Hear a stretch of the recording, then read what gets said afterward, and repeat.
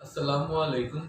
Research and new के platform पर आपको खुशामदीद कहता हूँ। मेरा नाम बिलाल हुसैन है और मैंने चूँकि आपके साथ ये वादा किया था कि हम आगे जब हमने सब्जेक्ट्स की डीमार्केशन कर ली ऑब्जर्वेशनल और नॉन ऑब्जर्वेशनल की ग्राउंड पर, अब हम ह्यूमन ऑब्जर्वेशन की ग्राउंड पर एक डेवलप होने वाला सब्जेक्ट जिसका नाम फिजिक्स है, इसमें ऐसा टॉपिक पढ़ेंगे जो कि बहुत हद तक कंजेक्चरल या प्रिडिक्शन बेस्ड होता है और बहुत फंडामेंटल कोर टॉपिक है। बेसिक आइडियाज हैं जो कि उसके अंदर डिस्क्राइब किए गए हैं of the structure of atom, that is the Bohr's structure of atom.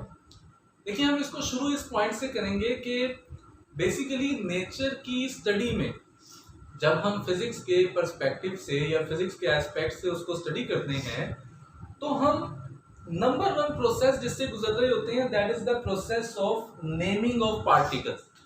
यानी किसी शय को देखा जाता है और किसी शय को जब किसी दूसरी शय से डिफरेंशिएट कर लिया जाता है, फर्क कर दिया जाता है, तो उसका एक डिस्टिंक्टिव, एक खास नाम रख दिया जाता है। अब देखिए, जहां तक तो किसी चीज के नाम रखने का ताल्लुक है, ये तो बहुत आसान अमल है। यानी अशिया अगर मुख्तलिफ सूरत में मौजूद हो और एक दूसरे से अलग हैसियत रखती हो तो उनके नाम रखने का जो अमल है वो बहुत ही आसान है, बहुत ही सादा है, बहुत ही इजी है। लेकिन जो क्रिएटिव थॉट है, यानी फिजिक्स में, नेचुरल साइंस में, स्पेशली फिजिक्स के पर्सपेक्टिव में जो क्रिएटिव थॉट है वो बुनियादी तौर पर डेवलप होता है जब हम उन पार्टिकल्स में कॉज ऑफ मोशन क्या है इसको स्टडी करते हैं, या दूसरा पार्टिकल्स की जो अरेंजमेंट है, पार्टिकल्स में कॉज ऑफ मोशन क्या है। और नेचर चूंकि कंपोज्ड ऑफ पार्टिकल्स है, यानी आप जाहिर है कि इस बात से तो वाकिफ ही होंगे कि नेचर को जब हम ब्रेक करते चले जाते हैं तो हम एक ऐसे फंडामेंटल पार्टिकल पर पहुंच जाते हैं जिससे मिलकर अशिया जो है वो बनती हैं, उसको हम एटम का नाम देते हैं।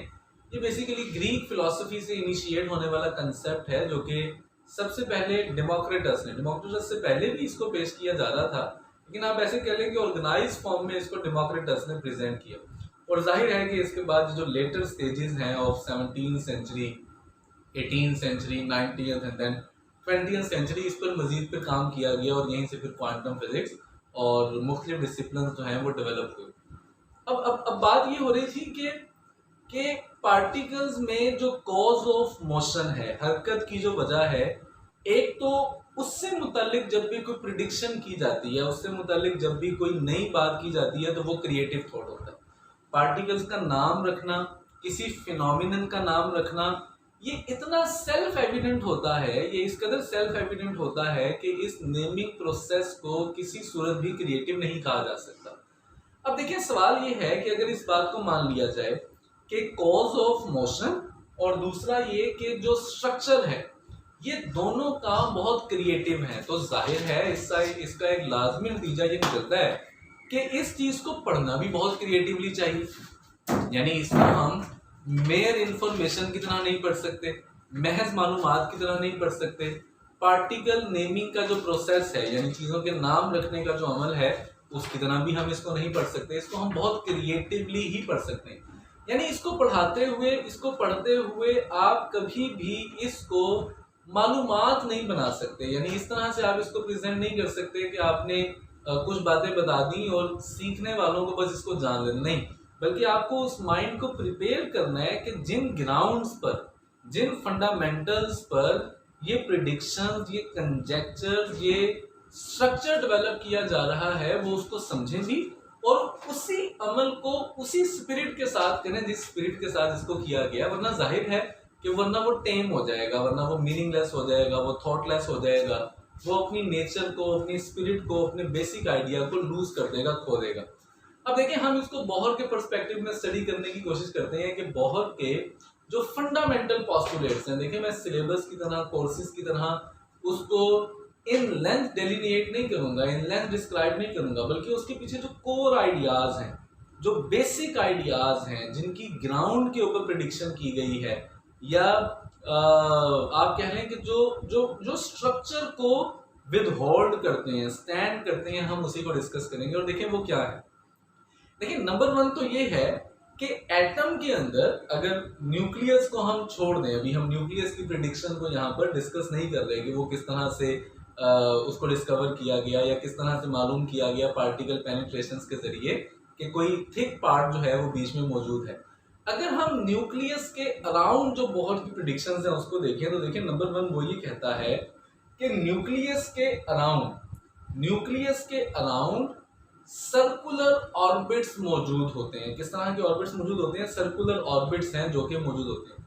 अब आप देखें फिजिक्स में जब एटम की साख के बारे में कोई प्रिडिक्शन की जाती है तो वो ऑब्जर्वेशन की ग्राउंड पर नहीं की जाती। देखिए ऑब्जर्वेशन की ग्राउंड पर हमारे अराउंड बहुत सारे ऐसे ऑब्जेक्ट्स हैं जो सर्कुलर शेप रखते हैं, हमारे अराउंड बहुत सारे ऐसे ऑब्जेक्ट्स हैं जो सर्कुलर मोशन परफॉर्म कर रहे होते हैं। तो देखिए वहां पर तो जब भी कभी हम नॉलेज को प्रोसीड करते हैं, जब भी कभी हम कोई बात करते हैं, जब भी हम उसको एक्सप्रेस करते हैं तो वो बड़ा एविडेंट होता है। गो के दो के हम उसमें भी कह सकते हैं कि बहुत सारे क्रिएटिव एस्पेक्ट्स उसके साथ जुड़े हुए होते हैं, क्योंकि उसके साथ एक एब्स्ट्रैक्ट सब्जेक्ट जो कि मैथमेटिक्स है वो रिलेटेड होता है। लेकिन यहां पर जब हमारी ऑब्जर्वेशन का कोई पॉसिबिलिटी बन ही नहीं सकती, तो फिर तो हम सिर्फ और सिर्फ इफेक्ट्स ही के जरिए से अंदर कुछ प्रिडिक्ट कर सकते हैं कि अंदर जो है वो किस तरह की सार या किस तरह की जुजियात की नेचर मौजूद है। अच्छा ये बड़ा इंपॉर्टेंट वर्ड है जब हम ये कहते हैं ना, लेकिन साख्त का लफ्ज तो जाहिर है कि मैथमेटिक्स की तरफ हमें लेकर जाता है। जब हम ये कहते हैं ना कि पार्टिकल्स की किस तरह की नेचर मौजूद है, तो बेसिकली उस नेचर के वर्ड में जो फंडामेंटल आइडिया छुपा होता है ना फिजिक्स पढ़ते हुए, वो कॉज ऑफ मोशन का छुपा हुआ होता है, वो एनर्जी का छुपा हुआ होता है। देखिए कॉज ऑफ मोशन का मतलब बुनियादी तौर पर एनर्जी ही होता है। अब देखिए बोहर ये प्रिडिक्ट कर रहा है कि न्यूक्लियस के अराउंड सर्कुलर ऑर्बिट्स मौजूद हैं, और देखिए इन ऑर्बिट्स की जो सर्क्युलैरिटी है, देखिए पार्टिकल है, ये बात तो एनर्जी के जरिए से पता चल जाएगी, यानी एटम से बाहर आने वाली एनर्जी के जरिए से पता चल जाएगी कि अंदर कोई ना कोई ऐसी डिस्क्रीट, ऐसी डिस्टिंक्ट, ऐसी कोई शय, ऐसी कोई थिंग मौजूद है जो कि अपने आप को फॉर्म ऑफ एनर्जी में चेंज कर सकती है, यानी शुआओं में तब्दील कर सकती है, रेडिएशंस में चेंज कर सकती है।